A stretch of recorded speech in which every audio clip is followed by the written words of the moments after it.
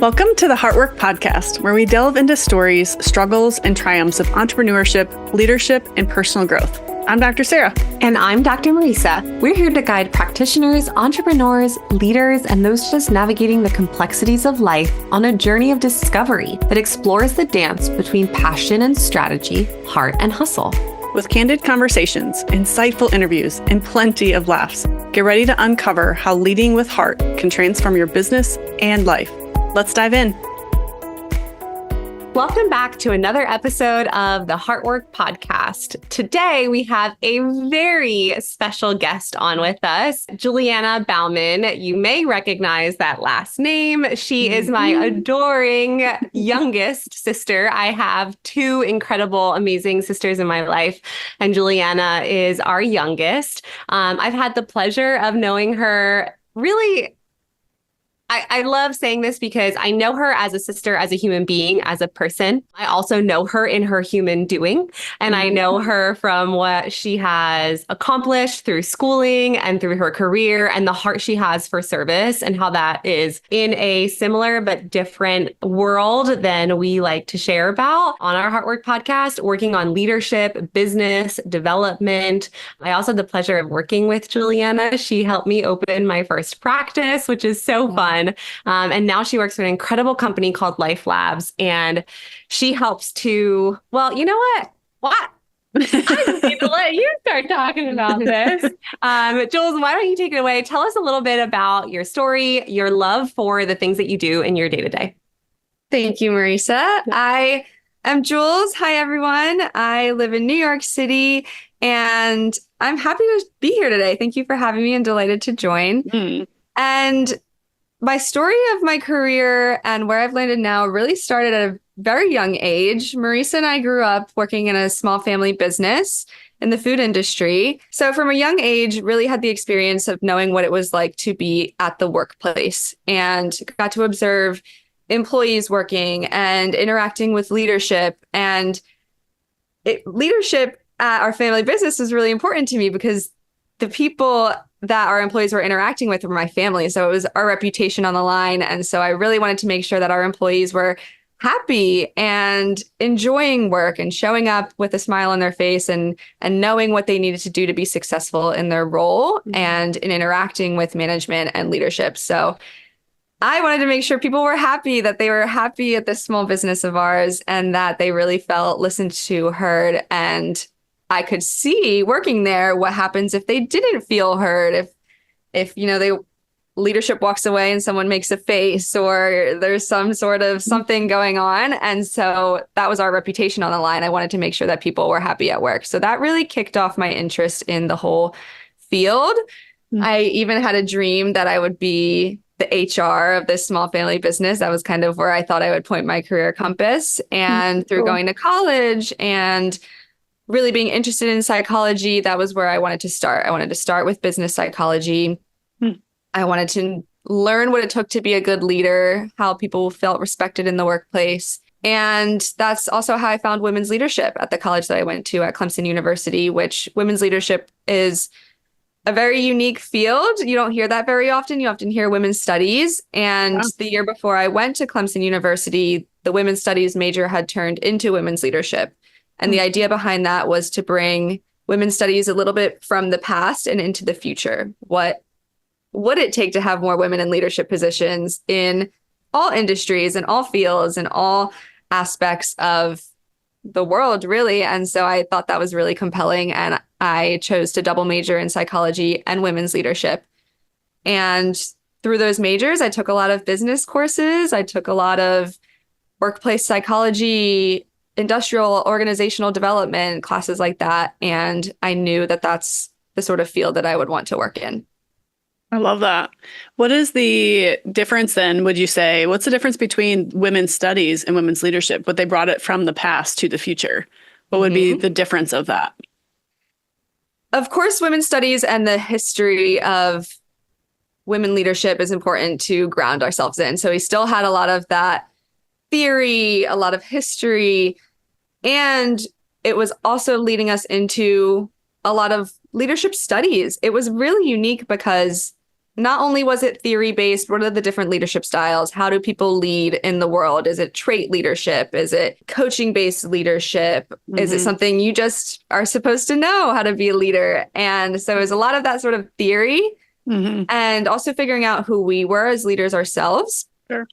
Studying current women leaders out there in the world, any women presidents that we have in different countries, and just kind of studying what's going on now and thinking forward to women's education access, women's financial access, just all of that leads into the conversation of how to get more women into leadership spaces, how to break into industries.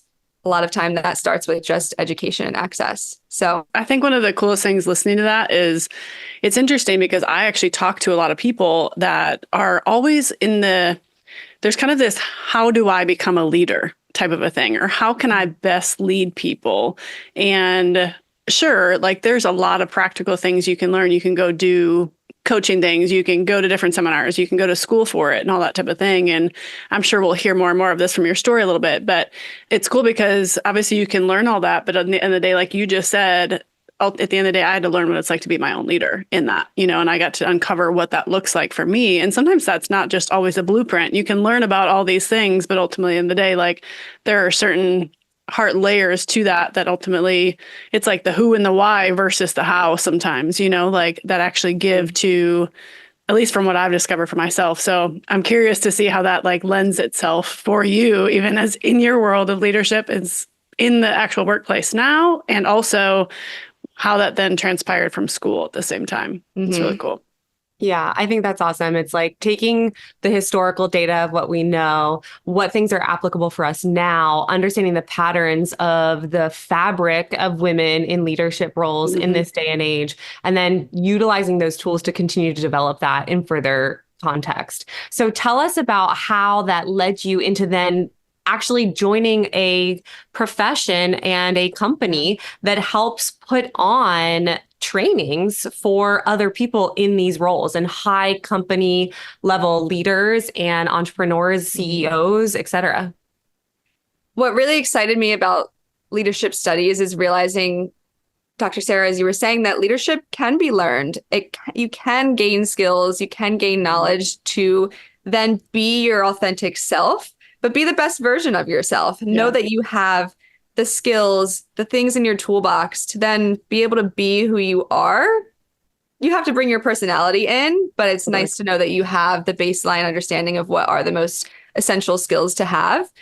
And the company that I work for, LifeLabs Learning, I was so excited to find them because I just knew, looking at the company webpage and when I found out about them in 2020, that this was the kind of work I wanted to support. So what LifeLabs Learning is a learning and development company.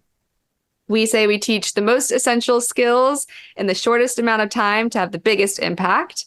And what that really looks like is live workshops, on-demand courses, resources where we have a team of facilitators who go into other companies and deliver learning experiences to help upskill folks in what we see as the core management skills. We've done a lot of research to find out what are those core essential skills. And that is where we developed our manager core tracks, where we have a manager core 1, a manager core 2.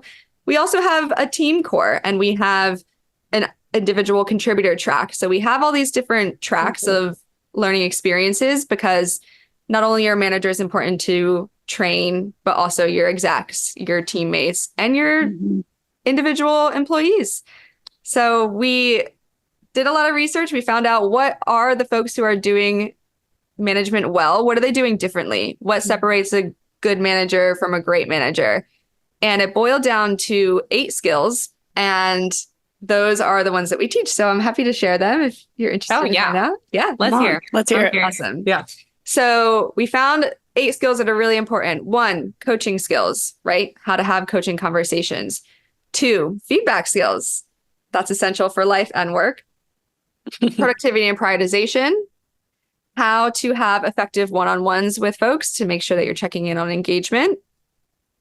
Strategic thinking, right? That's an important one. Make sure that you're asking the right questions, thinking thoroughly through your plans and what you need to do. We also had leading change. That's important when you're going through a lot of changes at your company. And then also how to facilitate meetings well. So not only on a one-on-one scale, but on a broader scale. And finally, people development, how to make sure that you're developing the people on your teams to take on higher responsibilities and better roles. I think that's neat because when you start a business, and I know Marisa, you and I have literally had to figure this out ourselves, because ultimately for people that are listening to this are probably all potentially in the very either beginning stage of potentially starting a practice or started a practice in this period of time. Maybe you are a manager, maybe you're a leader that's trying to navigate, like, how do I actually like have individual one-on-one conversations, reviews with my team, make sure that they're effective, and ultimately helping that person be the best version of themselves. Like what you basically are talking about is helping people not only manage a team, but be the leader so that you can do that, which is absolutely critical, but also super, super beautiful, and such different stages of your business and also stage of your own like development as well. So I think that's really neat. And ultimately that it could be kind of catered down to certain developmental characteristics within that process. So I think that's incredible. Oh, yeah. Well, especially like for me, I'm learning the skills because I'm still in that stage of startup where I'm teaching my team, which is like pretty much even keel team, even layered team, how to, I'm doing the one-on-one meetings. We're doing the positive team culture, exercises. For you in the position where you're at a more scaled practice, you are like the CEO of your practice, and then you have team leads. So it's like you're learning this stuff so that you can also teach them how to better interact and lead with the people that report to them, in the sense that you have different team leads for different facets of your business, whether it be social media, whether it be internal systems and marketing, whether it be external systems and marketing, the doctor team, the CA team, et cetera. And so all of that trickles down, but it trickles down typically from the top. And one of the biggest things I've seen in different practices is when things are not going the way that you would want a workplace culture to go. Yeah, you get your toxic bad apples here and there, but leadership leaks from up here. 100%. And so sometimes you'll have, if you're hearing the grumblings down, it's not about what's going on there. It's that self-check, like look in the mirror, kind of reflect on how you're interacting and presenting in your day-to-day. And these are skills that are constantly being refined. We're constantly being thrown in new situations and new uncharted territories for all of us and then in different seasons. The more you scale up, you think, if I'm going to get this level, like all the rest is going to get taken care of. Or if I'm going to get this to the next level, then these problems are going to go away. No, they just show up and look like something different. Or now you have multiple people and multiple personalities that you are engaging in a workplace. And so Jules, for you, what are some of the more common threads or workshops you see people asking for, looking for? What are the things that you notice are really being done to bring the most positivity to team cultures, especially because it's so fun that you work with a lot of larger based companies? I would say feedback skills is always a top performer, right? How to give clear, specific, actionable feedback where people really are able to receive that feedback, understand what you're saying, make sure that you're giving data to your feedback, making sure you're explaining the behavior that you're noticing, and adding in the impact of what's going on, right? So just for example, say you have a situation, an employee is showing up 5 minutes late after their lunch hour. This is a consistent problem you're noticing, and you realize you want to give some feedback on this.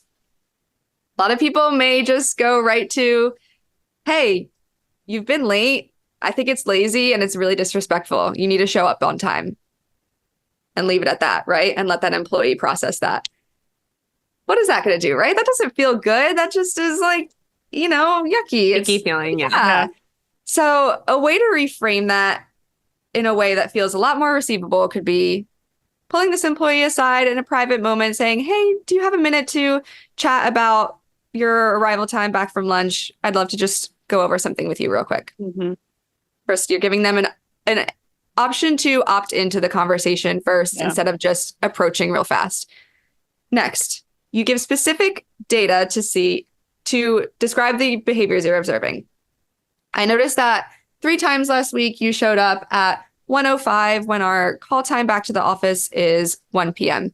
I mention this because the impact is that it delays our process in reopening the office, and it's adding extra responsibility to other teammates. And it's just creating a little bit of a situation where we're not being able to open the doors on time, and it's causing some delays in the office process. Okay, right? You can't really argue that. That is what's going on. Yeah. Then after you give the behavior, you give the impact statement, then you can share, how do you see it? Tell me what's going on. Is there something happening that I can support you with? You're opening a conversation. Yeah.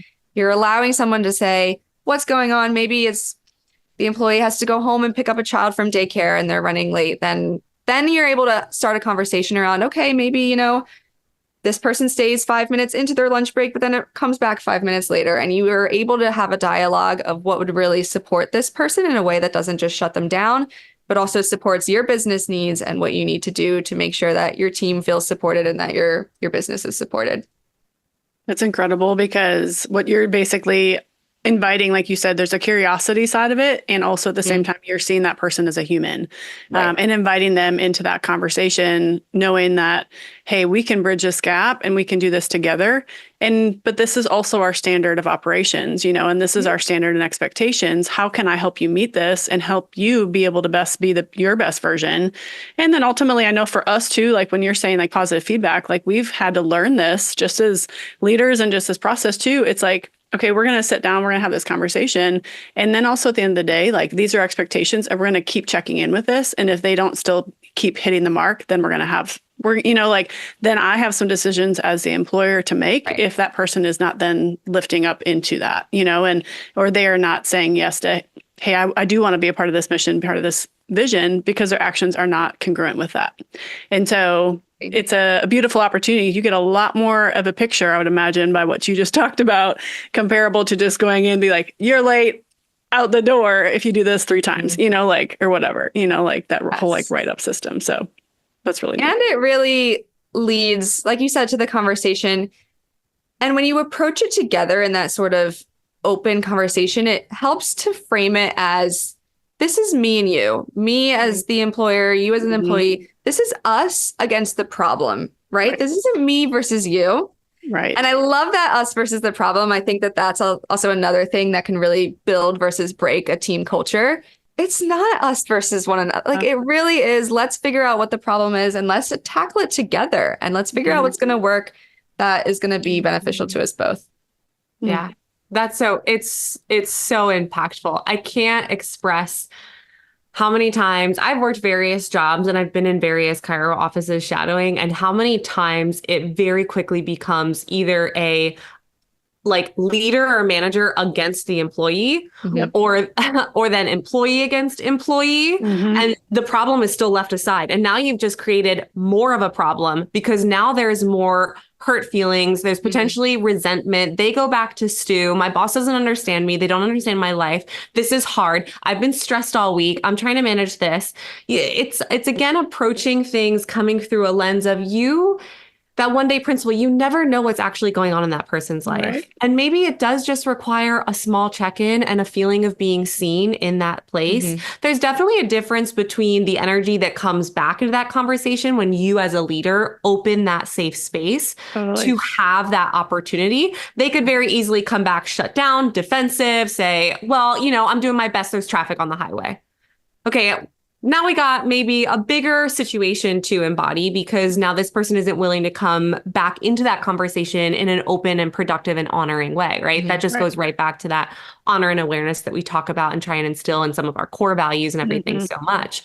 But when you try and problem solve, that lends to more positive team culture where people and the employees feel protected and safe and taken care of by their higher ups, if you would, or the managers or the leaders of the team, which then lends to just a better overall feeling. And then you as a leader too, how quickly can we go into those situations with our own crap and our own shit. And like, maybe we didn't get all of our tasks done that we wanted to that week. Maybe we are feeling like we're underperforming, and that can so easily leak onto the perspective that then you like unleash your own dissatisfaction with yourself on someone else, when it could be something as simple as, oh yeah, no, my tires haven't been full the last couple of days. I have an appointment tomorrow to get it fixed. But every time I have to come back, I have to stop back at the gas station, wait for the air pump, and fill my tire back up, right? I'm waiting for a nail to get plugged. Like, it's something as simple as that. And yes, that employee could obviously let a leader know, like, hey, this is a situation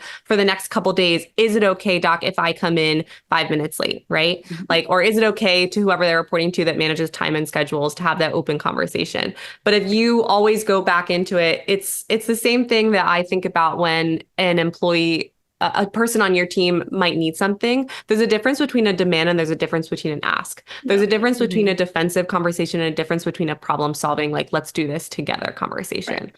And very quickly, one can lead to toxic work culture, which then just continues to leak into everything else they do. And then you know that when something already starts to peeve you, everything else that person does starts to peeve you, even if they're not necessarily doing anything, quote unquote, like wrong or incongruent with your team or your culture. So Jules, what kind of on the flip side, what are those biggest things that you notice that break down team culture the fastest? I would say it does really lean back into the individual and their sense of engagement at work. So engagement is a big term. It's really important. It really reflects, like, how much does an individual feel connected to the company? How much do they want to stay, right? Engagement is retention. Engagement is performance. How are they doing at work? And so I think having one-on-one check-ins, having bi-weekly, monthly check-ins with each individual to kind of find out, like, how are you doing at work? What are the things that are making you show up? What are the things that could be a 10% improvement here in this workplace experience? Because I think sometimes in conversations with engagement, some people and employees can come up to you and say, like, I'm not feeling engaged here. I want a 10% raise, right? Or whatever kind of raise. Whoa, right? As an employer, you're like, hold on, wait a minute. Like, that's a big conversation. All right. So someone approaches you and they want an increase in their salary. That's a pretty significant change. And really finding out, like, what are the core things that are behind this ask? Yeah. In terms of a raise, right? A lot of times there's a lot of kind of hidden things that are behind that request that can tell a bigger story of how someone's feeling at work. So, okay, you want to raise? Like, tell me what's behind that for you? Like, what's the reason? You know, what are you feeling? Maybe they'll come back and say, I'm not feeling valued at work. I feel super undervalued. Okay, let's have a conversation about that. Like, tell me more of those feelings are showing up. They say, I don't feel recognized. I feel like I'm working really hard and nobody sees it. Yeah. That's a totally different problem of not feeling recognized than not having enough money. Now you have something else to talk about in terms of engagement, in terms of sharing feedback, in terms of having opportunities to recognize employees, to, like, really find out the things that are behind their requests, because there may be a problem underneath the problem. And there may be a question behind the question too. So I think having conversations about engagement, what are the things that are making you show up? What are the things you're really craving outside of this work experience can paint a bigger picture in terms of something to support them with. I had a team member that basically almost told us that she was like, I actually really don't care about the money, but I want to know what I'm doing well. And I want to be specific. I want it to be specific, not just like, hey, you saw me do this really good, but like, what did I do good? You know, like, she wanted the, like, actual validation and the understanding. She's like, I can take a leave up. Granted, I want to pay my bills. I want to do that type of stuff, but I want to know that you see me, essentially. And it led to such a different conversation instead of, like, again, some of the frustration, some of the stuff that came from it. And it was just a beautiful opportunity. It's like, okay, this person has something so much more going on comparable to just me having to give her, you know, like, not that I wouldn't give her like a raise, those types of things, but she was desiring so much more engagement in a different way. So I love that analogy that you just gave, because it is so relatable just to the people that we lead and the people that we get to do life with within our companies, within our businesses. So I love that so much. There's so much that can go into feeling connected to a workplace. It could be you're really connected to the mission, or you feel like you're recognized. You get feedback from people at your company, or maybe you really want an opportunity to connect with leadership. I would love to learn from Dr. Marisa. Like, I want to start my own business. I would like more access to Dr. Marisa. Can there be some sort of like 15-minute business conversations where Marisa gives us a little bit more insight into how to run a practice? Like, are those the things that are keeping me engaged? Do I want more social connection with my teammates? Do I just want to go on a happy hour like every once a month? Like, there's just so many other things that could make someone feel connected to a workplace where it's like, yeah, maybe I go somewhere and find some job that's going to pay me $5 extra an hour, but am I getting all these other things that are making me feel so connected to the practice? Like, something that I valued so much working at your first practice was just seeing the impact of what chiropractic was doing to our practice members. And like, that was just absolutely priceless for me. I could get that so much. And so maybe that's something someone's craving is, seeing the impact of their work, being really there, connected. In chiropractic, you really get to see that through people's reports of their feeling and functioning. So that is built in. But in a lot of other companies, there's other ways to feel connected. Yeah, I love that you bring that up too, because one of the things that Dr. Sarah, you and I focus on and work with in our systems and procedures is that, yes, we are the docs and we're adjusting, but we empower our teams so much to take on more of roles that actually directly put them in conversation and contact with the practice members directly. Yeah. There are offices where the doctor literally does everything from A to Z, be it that first intake call, through a consultation, through running assessments and technology, through going on financial conversations, everything. But I feel like when you have a team that's engaged and trained well in doing those things and they're great connectors, my team loves doing reeval consultations and just asking about what has improved for that practice member. What are they having stickiness with?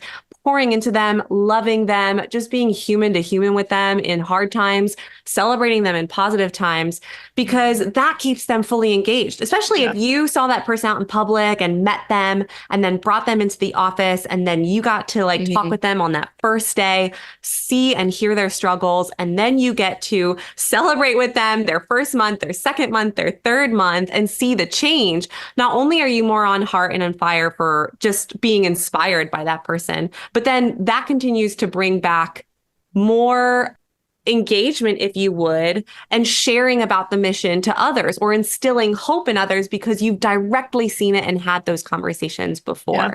And I think that's probably one of the more impactful system side parts of our practice is because we can hear it in the adjustment rooms, but there are times where those practice members, they don't tell me the same things that they tell one of my team members. And my team members, don't always hear the same things that they tell me as the doc. And so being able to then, one of the things that I really loved from being at Freedom and with you and your team when precepting was doing positives at the end of the day, because we're all in different roles and we all may interact with different practice members. And so having an ability to share those like wins that we got, whether it be with a practice member directly or just celebrating a team member, making someone else feel seen for rocking a system that they had to do that day.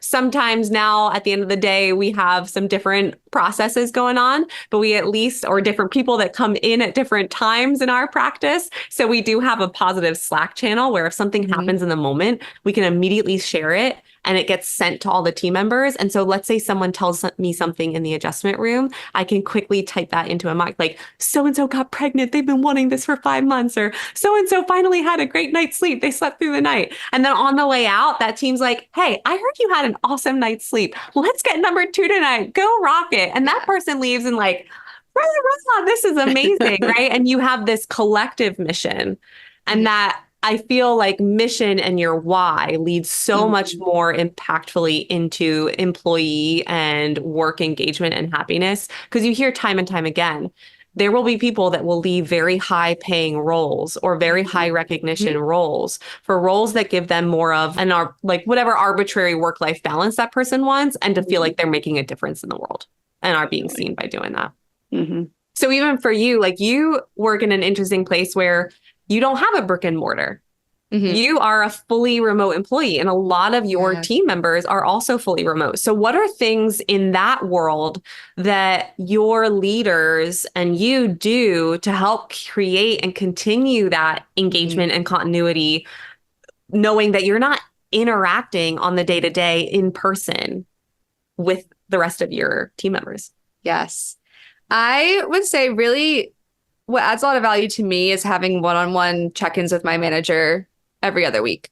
So that's a consistent, I know that's a norm. I know I'm constantly going to have that access and be able to have check-ins about engagement. We go through like 5 different questions about how are you feeling in terms of your engagement at work?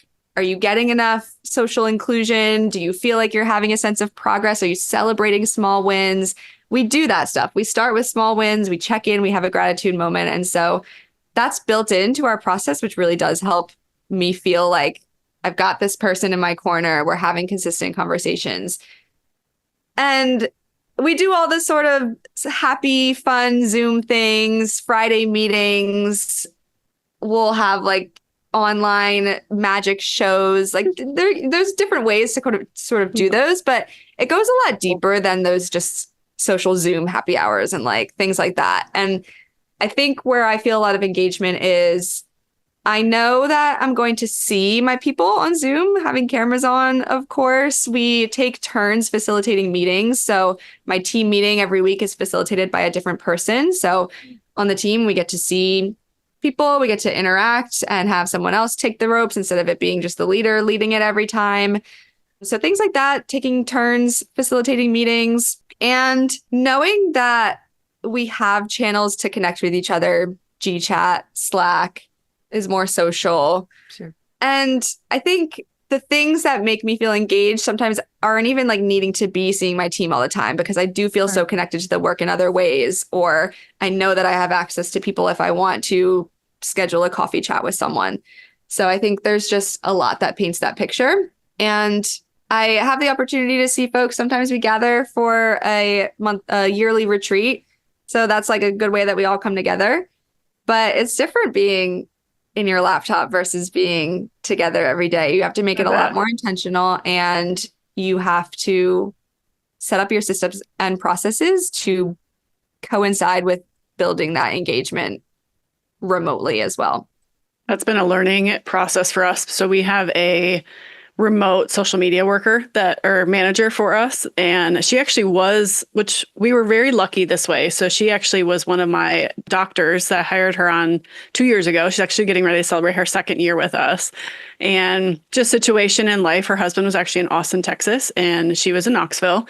And then her husband got a really great promotion, and it just didn't make sense for him to move. And so she ended up going to Austin. And so on our end, we were sad to have her leave. Well, also we kind of worked out a scenario. She was really good with social, so she still manages all of our online marketing. But that has been a dynamic to which, I mean, I've never had a remote employee, like she comes a part of all of our meetings. Like we Zoom her in, we do like, she's a part of everything. She still gets our like culture stuff.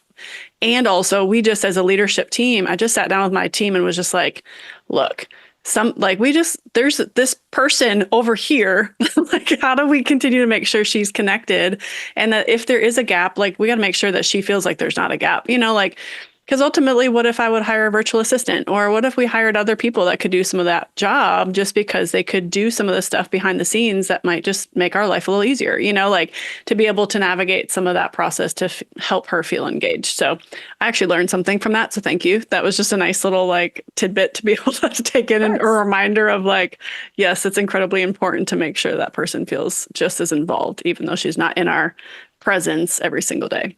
I actually feel that way a lot, because right now, one of the spaces I'm navigating is with part-time student employees. They have very specific schedules, and they can't be present during our typical all together Tuesday morning trainings. And so what I typically do is sometimes I'll record a training, or sometimes I'll put team meeting notes. I'll have someone kind of write the notes down. But one thing I've been exploring is, what if we did a like Friday morning time where we just met for an hour to go over bigger things, or had a more, okay, let's do this kind of broader conversation, broader team meeting where they can FaceTime in together so that they're still a part of that process and a part of the development. Because a lot of times in those meetings, we'll kind of do what you said, like, where are the sticky points in practice? Like, what things could use a 10% improvement in the office? How can we make this process better? This is a grumbling, or this is a positive thing. How do we maximize this, or how do we engage in this? And I want them to feel like they are contributing back into creating the systems and creating the culture and the things that work efficiently for the team, just as much as the other team members that are there. Because when they are present, they are just as much engaged and they are taking on the same roles. So I love that. As we reach towards the end of our podcast, Jules, tell us a little bit about kind of where you're looking to explore further conversation, because you've talked with me about positive psychology, but this is something I found so fascinating. I had no idea that this was even a field that was being developed. So share that a little bit with us as we close. Absolutely. Clearly, I care a lot about well-being at work, people's happiness at work. That is just something that really gets me riled up, really excited, very passionate. That's always been the case. And it's where I want to point my career compass in the future. So the field of positive psychology, so fascinating to me. I am just so excited by it. So the real idea behind positive psychology is, we know psychology, we know about therapy. Psychology for a long time is really focused on disease and bringing people back up to a baseline, right? Like, what are the things that are going to take someone from feeling like focusing on the weakness to focusing on the strengths? We know that the absence of disease is not health, right? Correct. We know that. We know that in and out. That really leans into positive psychology too, is once we bring people up to baseline, right? Baseline health, baseline mental acuity, baseline feeling and functioning all right. Now, how do we take people above that into optimal? How do we make people thrive in their lives? How do you make people feel happy, feel meaning, feel engaged, not only at work, but in life? So that's the idea behind positive psychology. It's as much focused on strengths as the idea of normal psychology is focused on weakness. And I'm just really excited by the opportunity of that, to like bring psychology into a space that is really focused on making your life optimal for people who are just, kind of teetering on normal, feeling all right. Like, let's boost them up. Let's get people feeling great. Like, let's like that quantum into that next version of themselves. Yeah. Why not? Thriving. You can literally hear the passion like oozing from your voice when you share it. I love it. You definitely need to go there. I love that. Is there something that is there an actual like process to that, or is it just to continue curiosity of like your own journey? Like, I know that to be true because I've done the work and I've had to like really navigate past crap, past shit in my life to be able to then have it be relevant into my day to day. But is that something that has like, for what you're excited about, what you're geeked about, what does that look like for you? It looks like continuing in the industry that I'm in. I plan to be with LifeLabs for a long time. I just love the company and what we do. What's awesome is everything that we preach out to other companies, we practice internally too. So that's another thing that keeps me feeling like I'm always learning at work. Like, I have access to all these skills, all these workshops, and that is just major. I've always had a big love of learning and curiosity. And with positive psychology, there are a lot more programs now, higher education programs, master's degrees. There's the original one at the University of Pennsylvania. It's a master's in applied positive psychology. Dr. Martin Seligman is the founder of this field of positive psychology, and he's still alive and well teaching at the University of Pennsylvania. So I'm interested in that program in terms of continuing education. But when it comes to like really practicing positive psychology, there are a lot of frameworks in terms of feeling positive emotions, feeling meaning, where are you getting pleasure in life, and those fields, those concepts, and then taking those sort of concepts, bringing them into places like work, bringing them into schools, bringing them into your family units. Like, it could go anywhere, hospital systems, healthcare, finance industry, everywhere. And just bringing in more of those sort of positive things, like sharing gratitude is a big thing in positive psychology, feeling self-compassion. It's a lot of self-inward, but also a lot that you can teach outward or build into systems that have more positive psychology frameworks to help things be more effective and more efficient. So And fun along the way. And feel good. Just feeling good. I think we all playful live and to fun. Yeah. It can be hard when you lose that playfulness, when you lose that inner child. This is why we started this podcast, because we just 100%. love our journeys and reconnecting to ourselves and figuring out a way to maximize that and lead with the heart, lead with that joy, lead from that place of playfulness and move forward in life. Yeah. I love it. So awesome. Well, Juliana, how can people, if they want to connect with you, get in touch with you? Yes. So please look up lifelabslearning.com. You can find us there. Our founders of the company also have a book. So it's called The Leader Lab. It's by Tanya Luna and Leanne Renninger. Start there. Just grab a book, read through it. It's got a breakdown of those 8 essential manager core skills that I mentioned. I would recommend it to any leader, any employee who wants to feel more engaged. Share over a copy to you, Dr. Sarah. I'll send one. I would love that. And we'll add it to the meeting notes too. Yeah, absolutely. Yeah. So check out LifeLabs Learning. And if you want to get into contact with me specifically, I'll share my email and we can put that in the notes. Awesome. Well, Juliana, thank you so much for honoring us by being a guest on our podcast. If you liked this episode of the Heartwork podcast, please like, share, and follow us or subscribe so that we can continue to help reach more people like you that are looking for a way to lead their life with their heart. Thanks, guys. Have a great day. Bye. Bye.